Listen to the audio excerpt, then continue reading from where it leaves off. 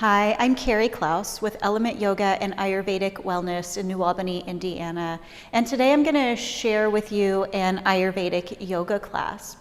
Ayurvedic yoga brings together the sister sciences of yoga and Ayurveda to support optimal health and well-being. So Ayurveda, which is sometimes called the science of life, and yoga are both based in the Sankhya philosophy. And Sankhya philosophy says that all things in manifest creation, me, you, everything that we can perceive and even things that we can't, are some combination of the five great elements: ether or space, air, fire, water, and earth.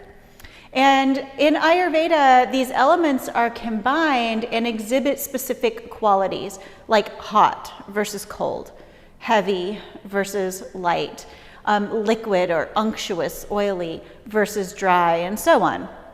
So Ayurvedic yoga uses the practices of yoga asana, the postures that we're used to, pranayama or breathing exercises, and also meditation to balance these qualities and to promote balance and harmony in the individual. So practicing Ayurveda and yoga together in this way actually promotes a more sattvic state. Remember, sattva is the state of clarity, of balance, essentially a state of being at peace and in harmony. So in Ayurveda, late winter and spring are considered what we call kapha season. Kapha is a combination of the water element and the earth element. So kapha has qualities like being heavy and dull, lethargic, slow, stagnant, and sticky. And these qualities accumulate both in the environment and also within us during the late winter and the spring. And when these qualities accumulate in us, they show up as things like seasonal colds or congestion. So you might have some heaviness in your chest or maybe a little more phlegm in your throat than what you're used to, even some sinus congestion and drainage.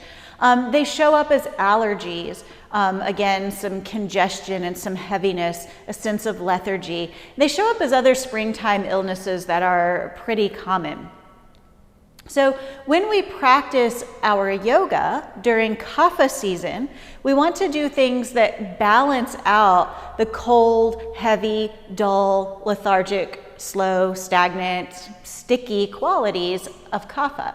So we want to do things that generate heat.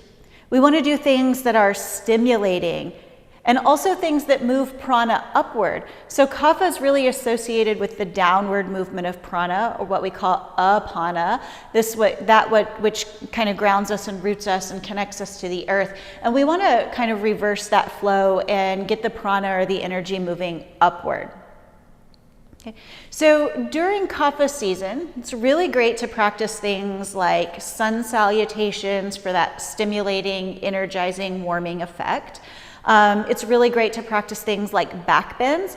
Back bends help to disperse some stagnant kapha. So in Ayurveda, we believe that kapha gets stuck and stagnant in the lungs and the chest, and also in the belly. And so when we do things like back bends and we stretch the chest and we stretch the belly, we help break up some of that sticky, stagnant kapha and kind of move it along. And then inversions are also an important part of a practice in the late winter and spring, a kapha balancing practice, to help start moving that prana or energy upward and to promote a sense of lightness. So we'll be including all of those things in our practice today, and I'll give plenty of options so that so that the practice is accessible for everyone. Okay. This practice is best done in the morning, specifically between 6 a.m. and 10 a.m., which is considered the kapha time of day, because it can be quite energizing. You could also use this later in the day, in the afternoon, if you do start to feel a little bit dull or lethargic. But it's important to note that later in the day, in the late afternoon, is considered the vata time of day, which has different qualities and different characteristics.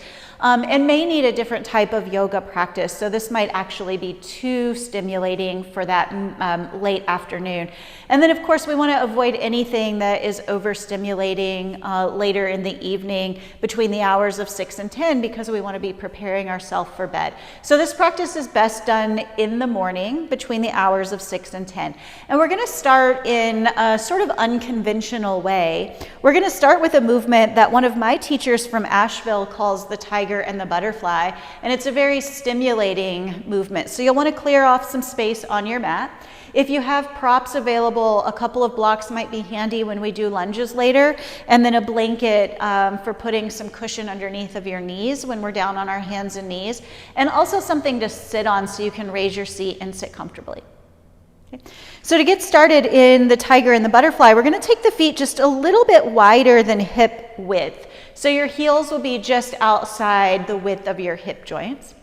And we want to loosen up a little bit, so you can bounce the knees, you can roll the shoulders, you can shake out your arms and shake out your legs. And in the tiger and the butterfly, we want to make sure that the arms are really soft and relaxed. So we don't want this to be a robotic type movement. We're going to keep the knees a little bit loose and bouncy, and then we're going to make some rotations to the left and to the right. And as we rotate left and right, the arms are just going to swing loosely around and give us a little love tap in the front and the back.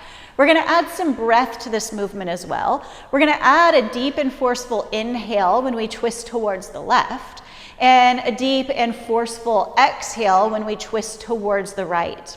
Okay. So we'll get started here, taking a deep breath in, roll the shoulders back, try to get loose. When you exhale, twist to the left and breathe out hard, and then a deep breath in to the right.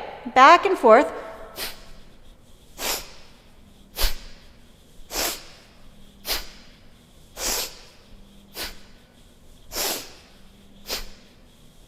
You keep going.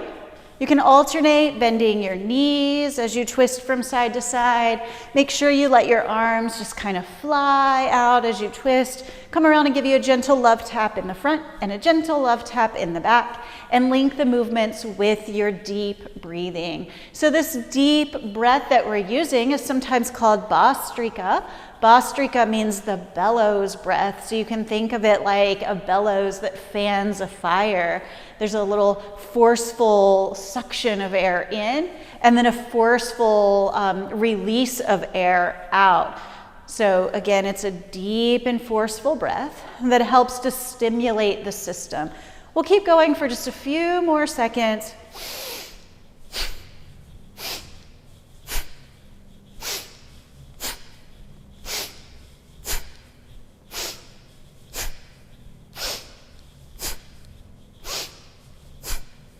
Do one more rotation to the left and to the right, and then start to slow down, come back to center. As you settle back to center, you can walk your feet in just a little bit closer, raise your shoulders up towards your ears, back and down, and just pause, close your eyes, or drop your gaze and notice how you feel. Hopefully you're starting to feel a little bit more enlivened, a little bit lighter in your energy, a little bit clearer and free in your mind. We're going to continue with a few more sort of unconventional movements. This next one I call the breath of joy, and we're also going to use that forceful inhale and exhale as we move. Before we get started, I want to show you two different options for this, because I want to be mindful of anything that you might have going on with your spine. So if you have osteoporosis or osteopenia, if you have any issues with bone density or bone loss, or if you have any bulging or herniated spinal discs, we want to be mindful to keep the spine more erect and more engaged. So we don't want to do any deep rounding.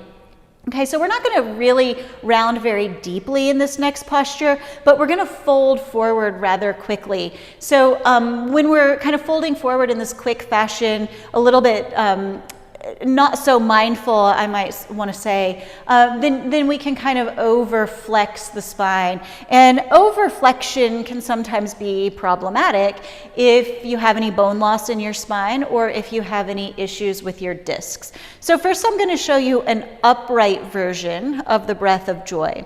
We're going to inhale when we reach our arms up and exhale every time we bring the arms down. So the movement pattern looks like this. It's reaching up, and then swinging the arms down and back, reaching up, and then pulling the arms back, bent at the elbows. So it's up, back, up, bent, up, back, up, bent.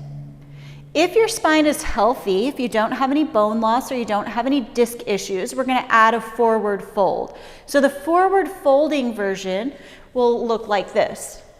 Up, as you swing your arms back, you're going to fold forward. Swing up and reach up, and then stay standing, bend the elbows. Reach up. As you reach back, fold forward. Reach up, and then exhale and bend the elbows. So the inhales happen when we reach up. The exhales happen when we lower the arms. We'll get started together. I'm going to start in the upright version just to get the breath going, and then I'll add the forward fold for those of you that are practicing with the forward fold. So let's take a deep breath in through the nose and a slow breath out just to get started. And then back with that forceful breath, raise your arms, breathe in. Lower your arms, reach behind you, breathe out. Breathe in, raise your arms. Then bend your elbows, pull your arms back. Inhale, reach up. Exhale, arms back. Inhale, reach up. Exhale, bend. Inhale, up. Exhale, swing the arms back.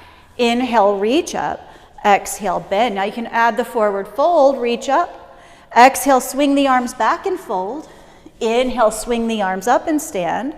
Exhale, pull back. Inhale, reach. Exhale, arms back. Inhale, stand. Exhale, pull back. Add the breath.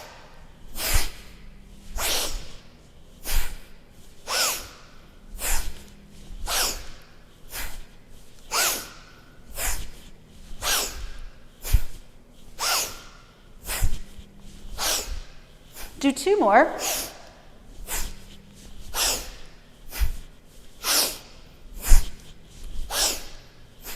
Reach up, and then lower the arms down to the sides in Tadasana, the mountain pose. Just pause here, breathe, and again, notice the quality of your experience. Notice how these movements are more stimulating and more energizing. They start to kind of get the blood flowing. They get you a little bit warm. Kapha needs some stimulation, some movement, and some warmth to break up its heavy, stagnant qualities.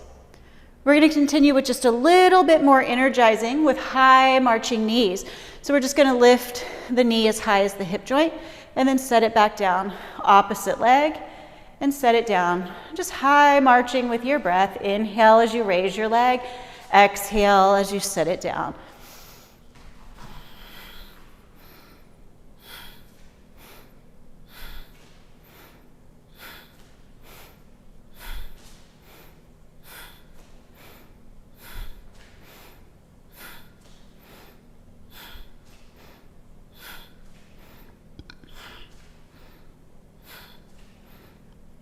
Do one more big march with each leg.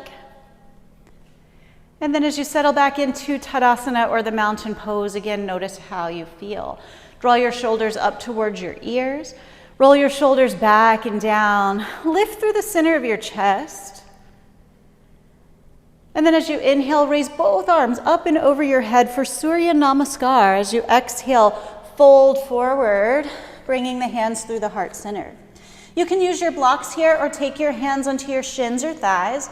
Lengthen out your spine, reaching your tailbone back and your chest forward. And then as you exhale, step your right foot to the back of your mat in a lunge. Let's keep that back knee lifted. Inhale as you stretch the chest forward, really reach back through your right heel, let your pelvis get heavy. And then as you exhale, lower your right knee to your mat. Inhale as you raise your torso, reach your arms up over your head. As you exhale, bend the elbow like a cactus, lift the chest. Inhale, stretch the arms up. Exhale, bend the elbows like a cactus. Inhale, stretch up. And exhale, bend the elbows like a cactus. As you inhale, reach both arms up. And then exhale to fold forward. Take your hands to your blocks or to your mat. Tuck your back toes under. As you inhale, lift up your knee. Look forward to the top of your mat. And as you exhale, step forward with your right foot. Slide your hands up your legs. Lengthen out your spine. The tailbone reaches back as the chest moves forward. Exhaling to fold forward over your legs. With a big breath in, reach the arms out to the sides. Come all the way up to stand stretched tall. Exhale and bring the hands down in front of your heart. We'll move on to that second side. When you inhale, reach the arms up. As you exhale, fold forward. Hands on blocks or to the floor. As you inhale, lengthen your spine. Then when you exhale, the left foot's going to step to the back of the mat. We'll start with the knee lifted. As you inhale, stretch your chest forward. Reach back through your left heel. Let your pelvis get heavy, and then exhale, lower your left knee down. Inhale to lift the torso, reach the arms up. Exhale, elbows bend like a cactus. Inhale to reach both arms up. Exhale to bend like a cactus. Inhale to reach up one more time. Exhale, bend the elbows. Then as you inhale, stretch the arms beside the ears, and exhale, fold forward. Take the hands to the blocks or the floor. Tuck your left toes under, lift up your knee, inhale. As you exhale, step your left foot forward to meet your right. Breathing in, hands onto the fronts of the legs, lengthen out your spine. As you exhale, fold over your legs. With your breath in, come all the way to stand. Reach your arms out and up. Exhale and bring your hands together in front of your heart. Pause here and notice how you feel. Notice the quality of your experience. And then inhale, raise both arms overhead. As you exhale, fold forward, hands to the floor or blocks. Inhale to lengthen out your spine.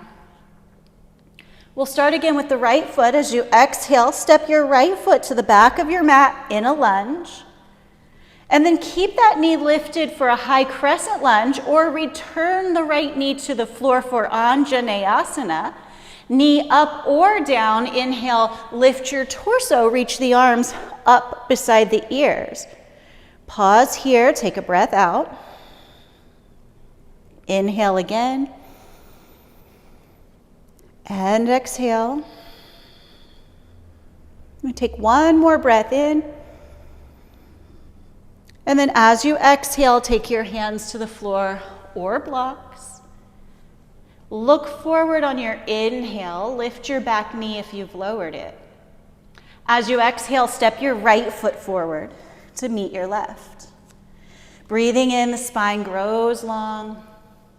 Exhale and fold forward over your legs. As you inhale, come all the way to stand. Reach out and up over your head. And exhale to bring the hands together in front of the heart. Inhale as you reach both arms up. And exhale as you fold over your legs. Bring the hands to blocks or your shins or the floor. Lengthen your spine, breathe in.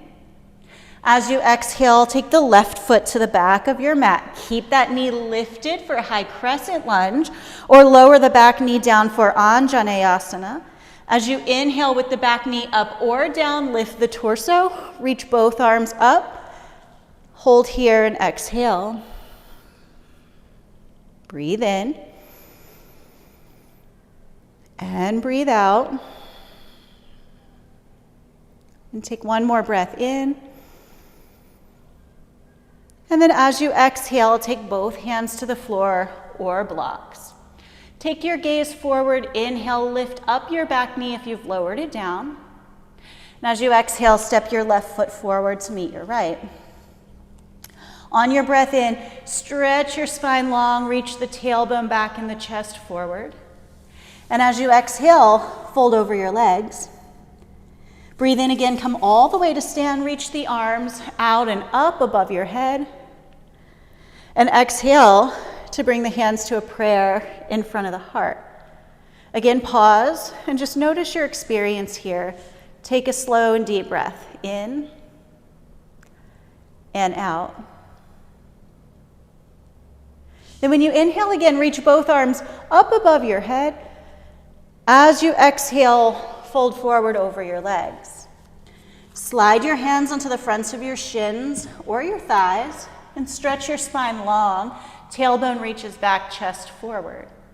Bend your knees enough to get your hands to the floor, and then step or walk your feet back into downward facing dog. So we're coming just for one breath into this upside down V shape, Adho Mukha Svanasana. On your inhale, we'll come forward to plank pose, the top of a push-up, pressing the floor away with the hands. In plank pose, the knees can stay lifted, or you have the option to lower both knees to the floor. Just make sure they come to the floor behind the line of your hips.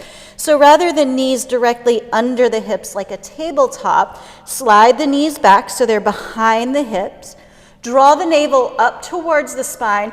Press the floor away like you're trying to get away from the floor, and feel the muscles in your upper back between your shoulder blades activate. Take another breath in and out. One more breath in. And then as you exhale, raise your hips back and up into down dog, or remain on your hands and knees. From down dog or hands and knees, take your gaze forward to your hands, and as you exhale, step your right foot forward in between your hands. Good, now you might have some blocks under your hands here just to stabilize or for support. We're going to hop the back foot in just about one step and spin the back heel down. So you want the outer edge of your left foot and your left heel to be down on the ground, and then lift the torso for Warrior One or Virabhadrasana 1. As you lift your torso upright, you might like to bend and straighten your right knee just a couple of times. As you bend and straighten your right knee, check in with your low back and the back of your pelvis, and just make sure nothing's talking to you back there. So you want there to be relatively little feedback from your low back and the back of your pelvis. If you feel any kind of twingy sensations back there, you can walk your right foot to the right side of your mat just a little, and wiggle your left foot towards the left side of your mat just a little. That should give you enough space to comfortably square your pelvis. Once you don't feel that feedback in your low back anymore, keep the right knee bent, and then raise the arms up beside the ears. Take a breath in. As you exhale, float your hands down behind your back. Here you can make each hand into a fist and press those fists on either side of your sacrum. So you're down on the back part of your pelvis. One hand or one fist on either side of that triangular shaped bone in the middle, and squeeze your elbows towards each other like you're trying to hide them behind your back. As you squeeze your elbows in, notice that your chest wants to curl up towards the ceiling. See if you can keep the center of your breastbone lifted, but pull your rib cage slightly in and down. So it's more like you're lengthening the spine straight up through its axis, rather than extending the spine or moving towards a back bend. Take another breath in and out. And then release the hands from behind the back. Raise the arms up beside the ears. Inhale. And as you exhale, fold forward over your right leg. You can use a block, 2 blocks, or take your hands to the floor. And then keep your gaze forward so your spine stays long. Shift more weight into your right leg and lift your left leg in a variation of Warrior 3 or Virabhadrasana 3. Think about engaging or lifting a little bit more through the left inner thigh. You'll get a little bit of an internal rotation in that hip joint and help bring the pelvis level. Keep stretching your chest forward. Take another breath in. And then as you exhale, put a little bend in your right knee, pull your left knee to your right knee, and then step the left foot next to the right. Bend both knees deeply and sit back like you're sitting into a chair, and then raise the arms beside the ears. Breathe in. Breathe out here in Utkatasana, the chair pose or the fierce pose. And then inhale and come all the way back up to stand. As you exhale, bring the hands down together in front of the heart. Pause here, and again, just notice the quality of your experience. Notice how you feel energetically. Notice if any dullness, heaviness, lethargy, stagnation feels as if it's lifting. And when you inhale again, reach both arms up. Then exhale and fold forward over your legs. As you inhale, stretch your spine long. And then take your hands to the floor, bend your knees, and walk your feet back to downward facing dog. Again, just one breath here, in and out. And then shifting forward to plank pose, the top of a push-up. Remember here in plank pose, the knees can be lifted or they can come to the ground behind the line of your hips. If you're keeping your knees down, press your hands down, take your gaze forward, feel the muscles in your upper back activate. If the knees are lifted, same thing with the upper back, really pull the navel towards the spine so your belly isn't sagging towards the mat. Take one more breath in, and then stay on hands and knees or raise your hips back and up to downward facing dog. Breathe out. And then looking between your hands, the left foot's gonna step forward for warrior one. With the fingertips on the floor or hands on the blocks, hop your back foot in about one step. Turn your right heel down, press to the outer edge of your right foot, and then lift your torso, raise your arms. Here again, you can bend and straighten the left knee a few times. Check in with how your low back is feeling. Position the feet a little bit wider from side to side if you need more space to square your pelvis. And then once you're ready to settle in, on the exhale, take the hands around behind the back. Make a fist with each hand, and then press those fists into either side of the back of your pelvis. Squeeze your elbows towards each other. Lift up through the center of your chest, but pull the rib cage down slightly. Breathe in and breathe out. And take one more breath in and out. And then as you inhale again, raise the arms beside the ears. On your breath out, fold forward. Hands can go to one block, 2 blocks, or the floor. You're reaching forward, keeping the spine long, shifting more weight into the left foot, and then lifting the right leg above the floor. Again, engage just a little bit more through the right inner thigh to help square the hips. Keep stretching the chest forward, strengthening the back of the body.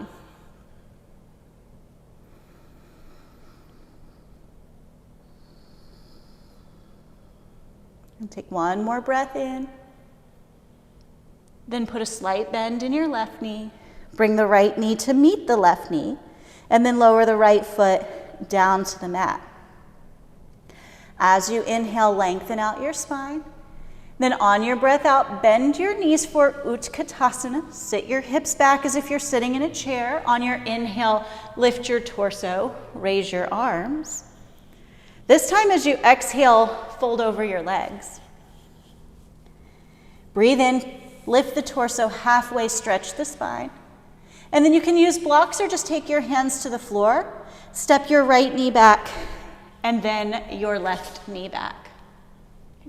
And then we're going to move those blocks out of the way. We're going to come down onto our bellies. So if you're on a hard floor or you have a thinner mat, sometimes it can be nice to spread out a thin blanket underneath of the front of your pubic bone. So you can just spread that blanket out on your mat if you're using one or if you have one.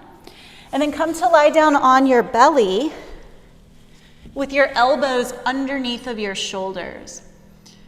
Now you can decide if you like your forearms to be parallel to each other, spinning your palms down towards the floor, or if you like to interlace your fingers into a fist. Okay. Choose whichever arm variation you prefer. And then press your elbows down and pull back slightly to lift your chest. And as you're lifting your chest in the Sphinx pose, think about finding one long, even arc of compression, or one long, even arc of sensation from the tailbone all the way up to the base of the skull. So here in this back bend, the height of your back bend is not important. The intensity of your back bend is not important. Just aim for evenness. And as we move through a series of back bends, keep in mind that at least for the purposes of this practice, evenness is greater than intensity. So if you're looking for a little bit of evenness, but you have a hard time finding that because there's a lot of compression in your low back, try engaging your glutes. So just contract the glute muscles, and usually that helps to lift some of the compression out of the low back. And then when you exhale again, lower all the way down. Stack up your hands, turn your elbows out to the sides. Rest your forehead down on your hands. And then just shake your hips a little bit from side to side.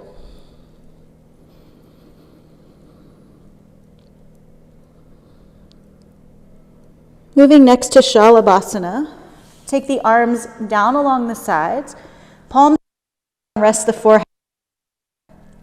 And then lift the shoulders away from the floor, so you're the shoulder blades towards each other slightly. And as you inhale, lift the chest, lift the head, and then lift the legs. Taking the legs a little bit wider can help to engage the glute muscles. And strong glutes are helpful in back bending postures. Your glutes are helpers in hip extension. So giving a little bit of extra strengthening opportunity to the glutes by taking the legs slightly wider can be helpful and beneficial in practicing back bending postures. Take one more breath in, and then lower all the way down. You can bring your hands forward again to make a pillow for your head. You could keep your arms at your sides and just lower your head, turning a cheek to one side or the other. Just find a comfortable place to rest.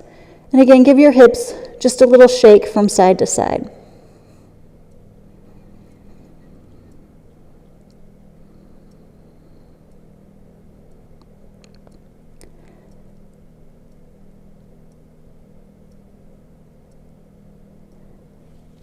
And then rotate the head back towards the floor, bringing the hands underneath of the shoulders. Press up through your hands and knees, and we'll next come to kneeling. And so for that, I'm going to fold the blanket just a little bit thicker and give myself some padding underneath of my knees. And then you'll come to standing on your knees, so your hips and your pelvis are stacked above your knees, your shoulders aligned and centered over your pelvis. And we're going to take a variation of Ustrasana, the camel pose. And we're going to use 2 fists for this variation. So we've done this before. We're going to make a fist with each hand.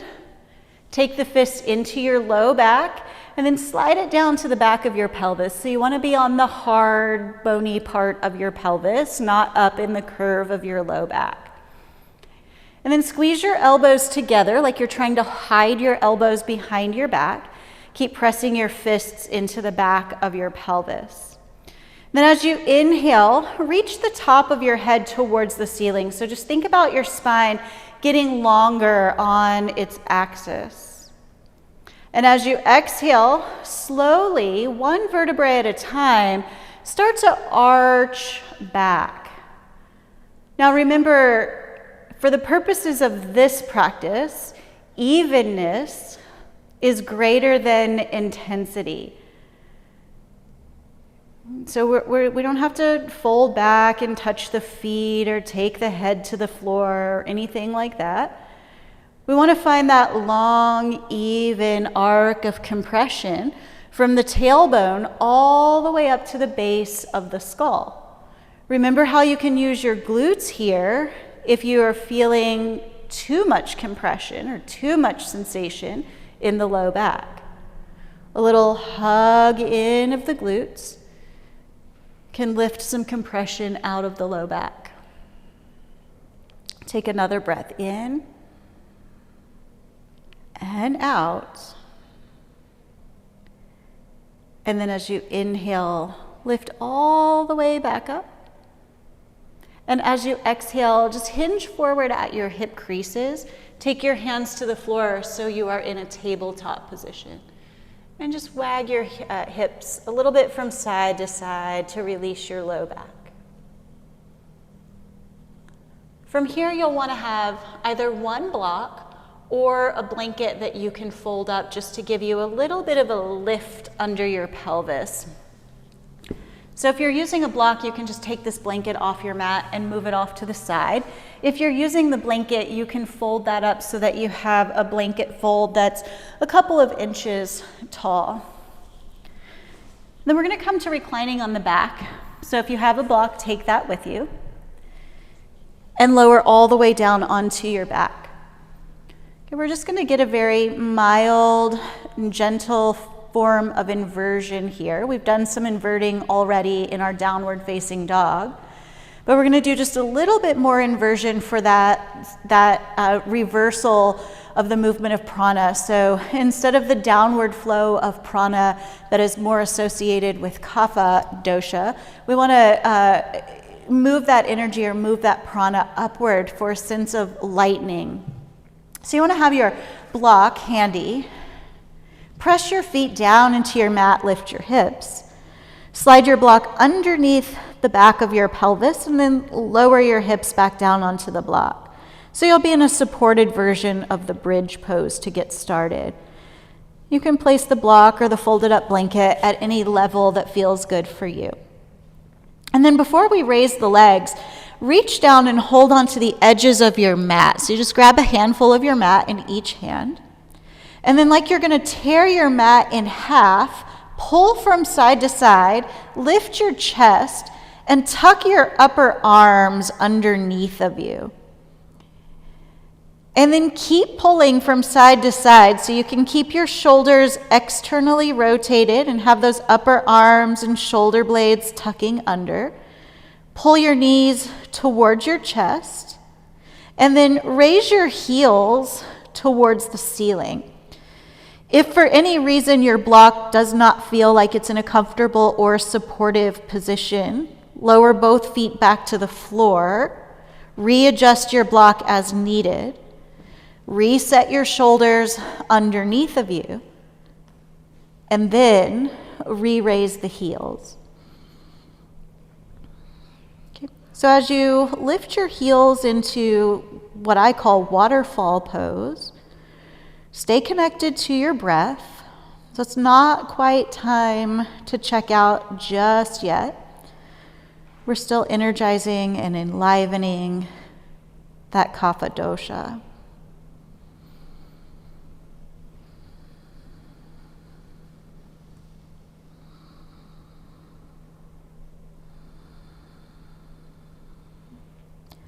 Let's take one more breath in and out here.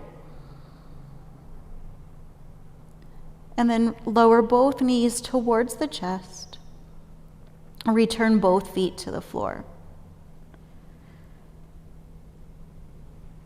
Good. Let your upper arms come out from underneath of you. Release the pull on your mat. Lift your hips. Slide the block out from underneath of you and slowly lower your pelvis all the way back down to the floor. Once you return your hips to the floor, bring your right knee to your chest and just thread your hands around behind your right thigh and stretch your right heel towards the ceiling. And all we're going for here is a stretch on the back of the right leg, so your technique isn't super important. There'll be various ways that you can arrange and adjust your body to feel a stretch in different places on the back of the leg. But we really just want to get some stretch in the hamstring muscles. You can sway the leg out to the right just a little and change the focus of the stretch. You can sway the leg in to the left just a little and again change the focus of the stretch more towards the outer hip. You can keep the knee bent and pull the thigh a little bit closer towards the belly or the chest to get a different kind of stretch. Or you can extend the knee fully and press the heel towards the ceiling for another type of stretch. So just take a moment and see what feels good for you. Don't worry too much about technique. And then bend the right knee to the chest and return the foot to the floor. Bring the left knee in, thread the hands behind the left thigh. Stretch the left heel up towards the ceiling. And then again, take a moment just to explore all of the various ways that you can stretch the hamstring muscles in the left leg.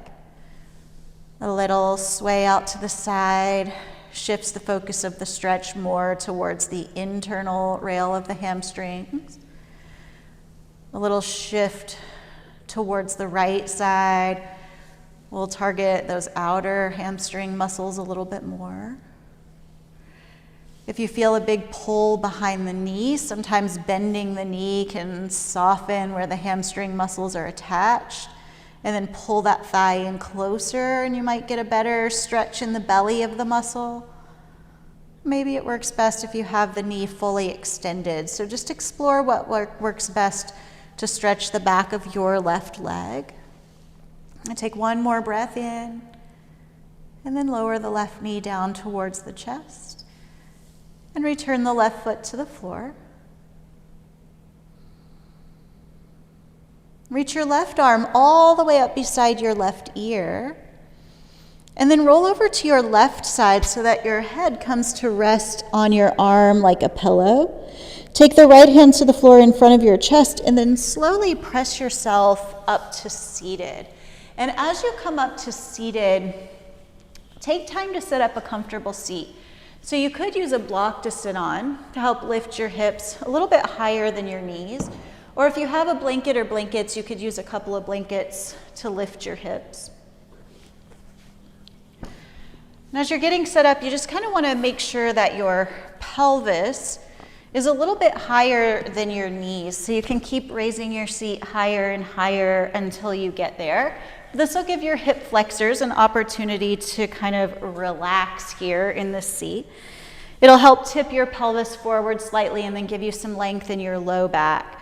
So once you find a comfortable seat, you can sit with your legs crossed in whatever way you like, or have the soles of your feet together and your knees wide like a butterfly. Let your hands rest in your lap. You can close your eyes all the way, or just soften your gaze down and out to the floor in front of you. Take a deep breath in through your nose, and then a slow breath out, and just for a moment, let your breath start to settle. We're going to shift into a full yogic breath, or a 3-part breath. And for this 3-part breath practice, think about your inhale and your exhale happening in one smooth stream. But imagine that you're breathing into and out of 3 distinct parts of your torso. So as a smooth stream of breath comes in through the nostrils, you'll fill your belly first. And then once the belly's full, let the breath rise into the middle portion of the torso, the lower rib cage and lower lungs, finally letting the breath rise all the way to the top of the lungs and the top of the rib cage. And then as you exhale in one smooth stream, releasing the breath from the top of the rib cage all the way back down to the belly. So you can just kind of envision in your mind's eye that you're filling your torso with breath from the bottom to the top, and then releasing the breath from the top to the bottom, almost in the same way that you fill an empty pitcher with water. It's one smooth stream of water flowing in, filling from the bottom to the top. and one smooth stream of water pouring out, emptying that container from the top to the bottom. So we don't want the breath to be broken into 3 parts, just envisioning in your mind's eye that you're filling from the bottom up and emptying from the top down. Okay? So once your breath has settled and is steady, take a smooth stream of breath in. Start to feel your belly expand in all directions. Once the belly's full, the breath rises into the lower lungs and the lower ribs. Finally, all the way up to the top, expanding the chest and the collarbones. And as a smooth stream of breath is exhaled, you're emptying the torso from the top to the bottom. Do just a few more smooth rounds of breath, filling from the bottom to the top and releasing from the top to the bottom. Filling from the bottom to the top and releasing from the top to the bottom. Do 2 or 3 more rounds of breath in this way, depending on your own speed.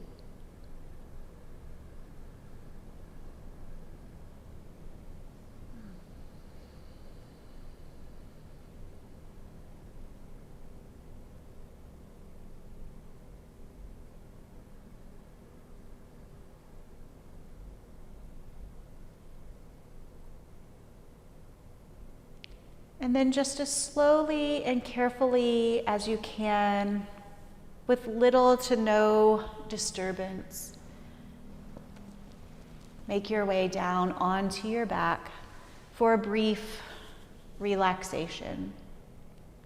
If you have extra time to spend today, you might take a moment and pause your video, set yourself a timer, and spend some extra time here in Shavasana. Otherwise, we're going to spend just about 3 minutes or so in relaxation. It's always important to get some relaxation and some settling of the nervous system at the end of practice.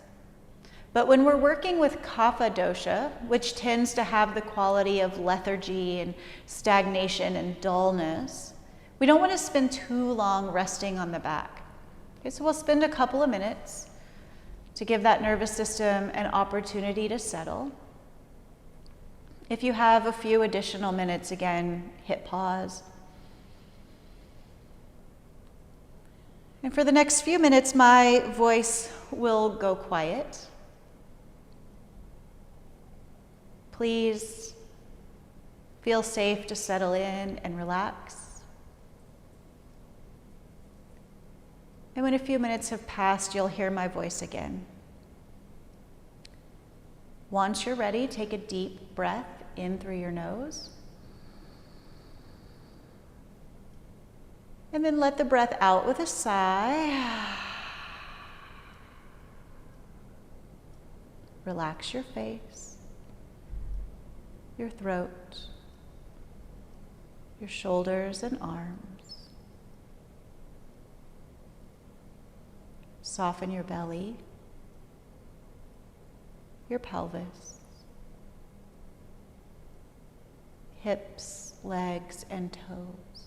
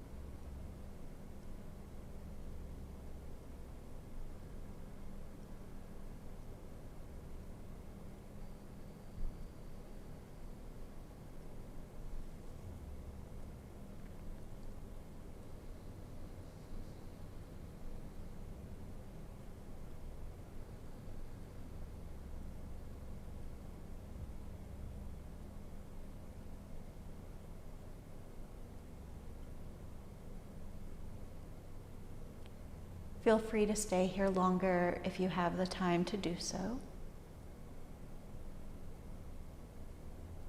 If it's time for you to transition into the rest of your day, begin to deepen your breath. Slowly move your fingers and your toes. Make some circular motions with your wrists and with your ankles. Hug your knees in towards your chest. Slowly roll yourself over to your left side and use your hands to press back up to seated. As you come up to a comfortable seat, rest your hands in your lap or folded together in front of your heart. Take a moment to bow the wisdom of your head towards the wisdom of your heart. And just pause here and notice the quality of your experience.